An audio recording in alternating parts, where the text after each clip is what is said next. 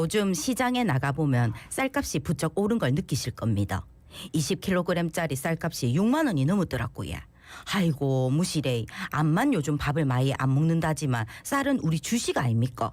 그러다 보니 가정집은 물론이고 밥장사 하시는 분들이 특히 힘들다는데요.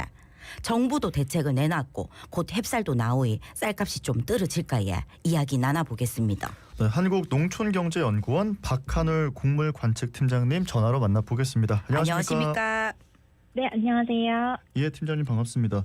최근에 이제 쌀 사려고 나갔다가 가격 보고 깜짝 놀라신 분들이 많으십니다. 이 쌀값의 상승세 어느 정도 수준입니까? 최근 쌀값이 빠르게 오르면서 소비자분들도 체감이 크실 텐데요. 실제로 9월 들어서 20kg 기준 쌀 소매 가격이 평균 6만 원을 넘어섰습니다. 네. 지난해 같은 시기보다는 한 20% 안팎 정도 높아진 수준입니다. 예, 시중에 20kg 쌀값이 심리적 저항선이라는 6만 원을 돌파했다고 하던데 쌀은 대표적인 과인 생산 품목이지 않습니까? 근데 이렇게 쌀값이 올라가는 이유가 뭘까요? 네, 무엇보다 이제 지난해 생산량이 감소했고 등습기에 이제 고온이 이어지면서 병해충 피해로 이어지면서 도정 수요까지 떨어졌고요. 실제 시장에 풀리는 원료국이 좀 부족해졌습니다.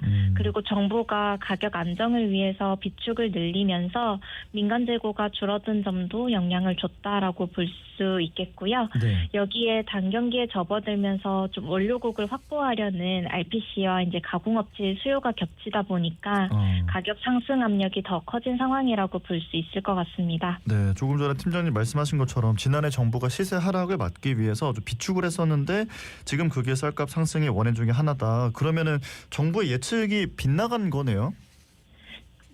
사실 근데 빗나갔다라고 보기는 조금 어려운 게 네. 작년 이맘때는 지금과는 좀 정반대 상황이었거든요. 쌀값이 크게 떨어지면서 이제 농가 피해가 우려되자 정부에서는 비축 물량 외에 이제 추가로 시장 격리를 확대했고 이는 조금 불가피한 조치였지 않나라는 생각이 듭니다. 예. 하지만 결과적으로는 지금 정부 매입이 늘고 시장에 풀릴 수 있는 물량이 좀 줄면서 쌀값 상승 요인으로 작용한 것도 사실이고요. 예, 이 쌀값이 단기간에 급등하자 정부가 비축해둔 양곡 3만 톤을 유통업체에 풀기로 했습니다. 그리고 오는 11일부터 쌀값 할인폭을 20kg당 5천 원으로 늘린다고 하는데 그러면 요 쌀값이 좀 내려갈까요? 우선 정부가 비축해둔 쌀 3만 톤을 지금 9월 한 달 동안 시장에 공급하기로 했기 때문에 단기적으로는 가격 상승세를 좀 완화하는 효과는 있을 것으로 보여지기는 합니다. 네. 다만 이번 조치는 시장의 여유 물량을 크게 늘린 게 아니라 이제 기본 수급에 필요한 최소한의 이제 도충 성격이 좀 강하다 보니까 가격을 끌어내릴 정도의 효과는 좀 아니라고 보여지고요. 추석 앞두고 지금 소비자들의 부담을 좀 덜기 위해서 20kg당 해서 4,000원에서 5,000원 수준으로 할인 혜택을 좀 확대하고 있거든요. 그러면 소비자들의 체감 가격 안정에는 조금 어느 정도 도움이 될 수 있지 않을까 그렇게 생각하고 있습니다. 예, 말씀하신 것처럼 쌀값이 크게 내려가지 않을 거다 이런 예측들이 많아서 그러면 정부가 비축미를 조금 더 풀면 되지 않나 이런 생각도 들거든요. 근데 현실적으로 어려운가요? 정부가 보유한 재고는 우선 대부분 공공 비축이나 시장 격리 물량인데요. 네. 이 부분은 이제 향후 수급 불안이나 아니면 자연재해 같은 비상 상황에 대비하는 안전판 역할을 하는 게 좀 기본이어서 예. 이제 단기간에 또 과도하게 그 물량을 풀다 보면은 정작 필요한 시점에 대응할 수 있는 여력이 줄어들게 되는 문제가 생기거든요. 네. 그리고 지금 최근에 들어서는 이제 햅쌀도 나오는 시기이기 때문에 이 물량을 너무 많이 풀게 되면 단기적으로 가격은 낮출 수 있겠지만 또 농가 소득이 크게 흔들리면서 이제 다음에 생산 기반이 약해질 수 있는 문제들이 좀 발생할 수 있습니다. 예, 참 기후 변화 등으로 쌀 생산량 예측이 갈수록 어려워질 것 같은데 그러면 또 걱정되는 게 정부의 예측이 이래 빗나갈 때마다 쌀값이 올라가는 지금과 같은 상황이 반복될 수도 있습니까? 네, 기후변화로 인해서 생산량 예측이 점점 더 어려워지고 있는 건 사실입니다.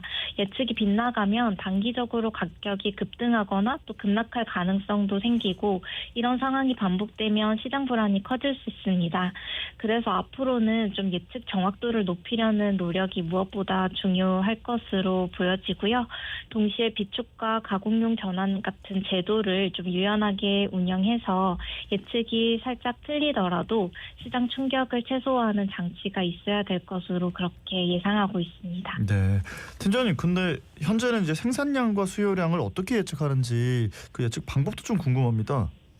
네. 우선 저희 지금 연구원에서는 표본농가 조사를 통한 분석과 기상 데이터, 생육 정보, 재배 면적 변화 등을 결합을 해서 예측 모형을 활용해 사전적인 수급 전망을 하고 있고요. 네. 소비량 같은 경우는 이제 가정 내 소비라든지 아니면 가공용 수요와 관련된 데이터를 활용해서 과거 추세와 인구, 소득 변화 같은 요인들을 반영해서 추정을 하고 있습니다.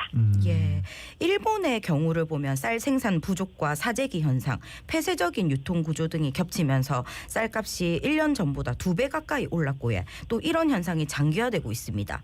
그래서 우리나라도 일본처럼 되는 거 아니냐 하는 우려도 나오고 있는데 여기에 대해서 어떤 말씀 전해주실까요?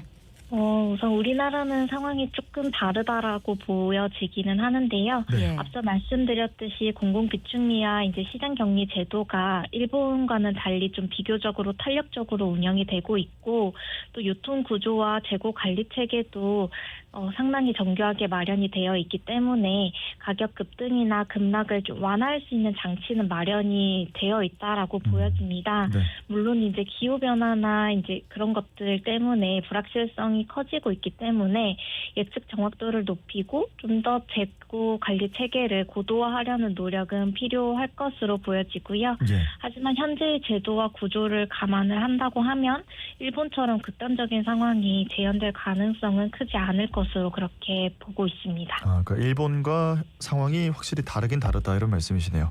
네네, 맞습니다. 자, 그리고 이제 추석이 곧 다가옵니다. 많은 분들이 그래서 걱정을 또 하고 계시는데요. 본격적인 햅쌀 출하 시기가 되면 이제 평년과 좀 비슷한 가격으로 돌아갈지 이런 것들도 궁금합니다. 우선 추석을 좀 앞두고 이제 쌀값을 걱정하는 분들이 많으실 거라고 생각이 드는데요. 내달 햅쌀이 이제 본격적으로 출하가 되면 공급이 늘어나면서 단기적인 가격 상승세는 좀 완화될 것으로 보여집니다. 네. 지난 주말에 이제 전북과 충남 일부 지역에 또 집중호우가 있었긴 했지만 피해 규모는 아직 좀 더 지켜봐야 되는 상황이고요. 예. 하지만 현재까지는 좀 전국적인 작황에 큰 우려는 없는 상황이라 수확기 물량이 안정적으로 확보될 것으로 예측을 하고 있거든요. 네. 그래서 현재 민간 재고가 좀 적어서 가격이 평년 수준까지 내려가기는 어렵겠지만 정부의 3만 톤 공급과 햇살 출하가 맞물리면 이제 급등세는 진정이 되고 좀 더 안정되는 흐름이 예상되고 있습니다. 네, 알겠습니다. 오늘 말씀은 여기까지 듣고 보내드리겠습니다. 고맙습니다. 네, 감사합니다. 네, 지금까지 한국농촌경제연구원 박한울 곡물관측팀장님과 이야기 나눴습니다.